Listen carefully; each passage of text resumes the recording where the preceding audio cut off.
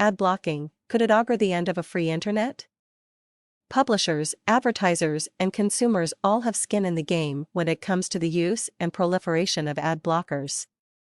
Like everyone, I am deeply concerned where the industry is and, more importantly, what has to be done to reconnect with disaffected, disgruntled consumers. The rapid adoption of ad blockers is a direct response to our industry's persistence in using old-fashioned and outdated advertising practices that don't work, and in many cases, never did. The result is a breakdown in media economics. Consumers are switching off ads, reducing publisher income and damaging advertisers' sales prospects. But everyone already knows this. So, how did we get into this mess? Once upon a time, people bought magazines and newspapers because they valued the editorial content offered. Ads were part of the revenue model and were not intrusive from a reader's perspective. Some were even entertaining. Simply flip the page and get on with it. The advent of digital publishing meant for many that old models were unsustainable, and that drove a move towards digital advertising to fill the economic void. This regrettably spawned a vicious cycle in which the entire advertising ecosystem shifted over time from quality to quantity objectives, and almost everyone lost sight of the consumer experience. Volume and scalability became the hot buzzwords, and technology, as always, was developed to support them. Huge investments have been made in all things digital: programmatic, DSPs, DMPs, networks, exchanges, native and more, which with no change in product quality means the same old unwanted, annoying ads. Couple that with privacy and performance issues, it is clear why ad blockers are massively proliferating. In addition, the industry seems to either be blind or not care that vast majority of fraud happens through the use of programmatic channels. This blinkered approach has created a self-fulfilling prophecy that drives consumers away from wanting to see any ads. Enter ad blocking. Today's business drivers have become more about short-term revenue gain, money for money's sake, at any expense. It's become more about cost reduction instead of creativity. It's become more about data mining, not consumer privacy.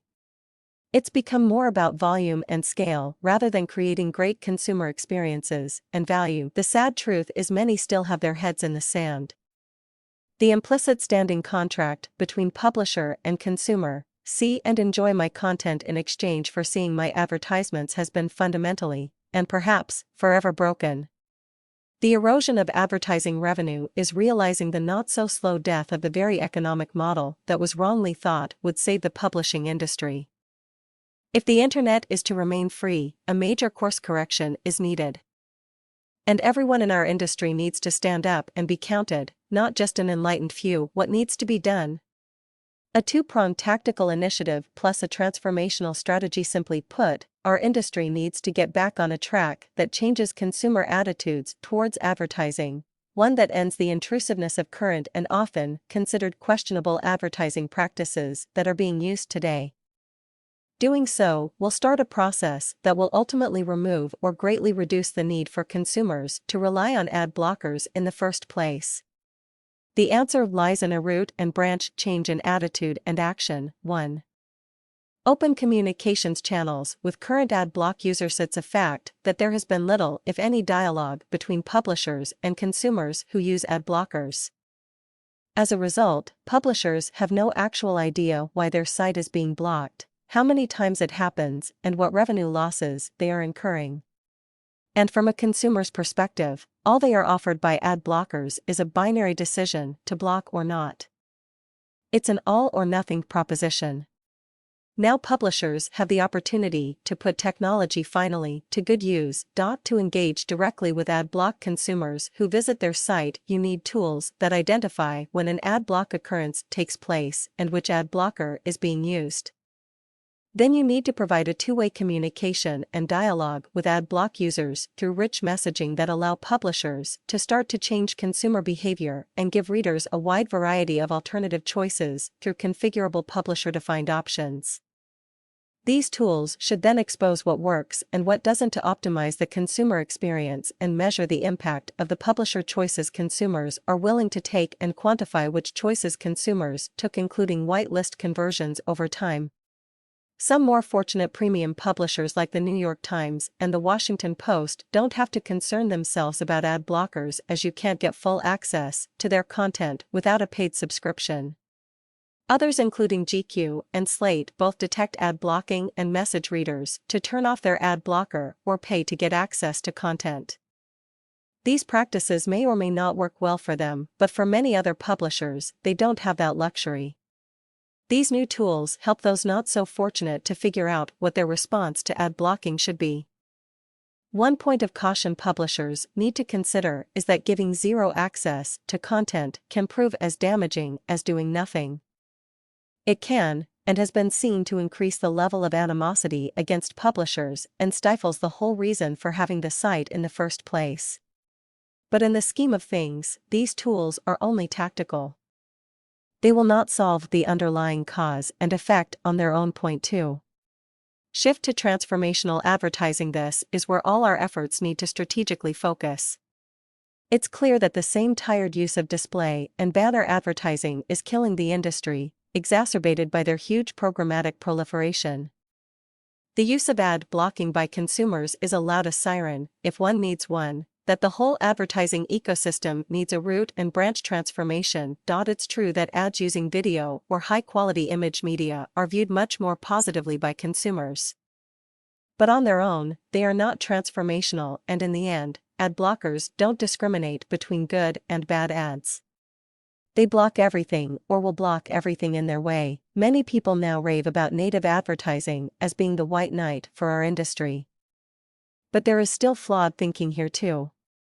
Obvious shortcomings are being overlooked, driven by expediency in a rush to judgment. Today, many so-called native ads, conforming to the look and feel of a web page and embedded in the content stream, are merely camouflaged banner ads.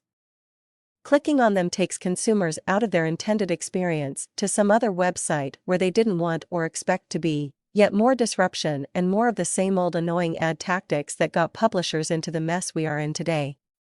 Sure, native ads done properly will be a key part of the transformation, but there is much more needing to be done. First, the cornerstones of true transformational advertising lie with 3 key tenets.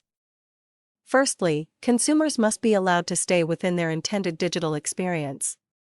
Content and better experiences must be brought to them, wherever they are. Secondly, the whole nature of ad content has to be overhauled. Consumers must be informed, educated, and truly engaged in the experience if they are to stick around. So ads must be intriguing stories, full of relevant content that they can interact with and take action on within a single experience. This cannot be achieved with just text, a video, or a picture. And consumers will decide whether their needs are met through higher rates of engagement and conversion, whatever that might be. The third, and most crucial element, is that the change must be transparent in recognizing consumer power. When consumers realize and accept that their needs and interests are being truly respected, ad blocking should be a thing of the distant past. But how do we get there, I hear you cry? The answer comes in 2 parts. We must use the advanced technology available us, but now, for the common good, to deliver amazing new consumer experiences instead of using it to damage those relationships as we do today. Solving the quality problem also opens the door to using automation and programmatic channels in a more meaningful and responsible way. But technology can only help us through the practical aspects of creativity, production, and ad distribution. The bigger mountain that must be climbed is a wholesale change in current thinking.